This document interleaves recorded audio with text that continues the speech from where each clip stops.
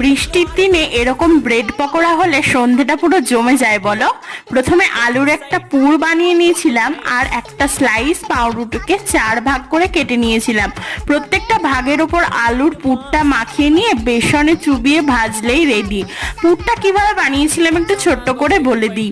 আদা কুচি, রসুন কুচি, কাঁচা লঙ্কা কুচি ফোড়নে দিয়ে আলু মাখাটা দিয়ে দিলাম, লবণ হলুদ দিয়ে তারপরে জিরে ধনে আর শুকনো লঙ্কা দিয়ে একটা ভাজা মশলা তৈরি করেছিলাম, লাস্টে সেইটাই ছড়িয়ে দিয়েছি, ব্যাস পুর রেডি।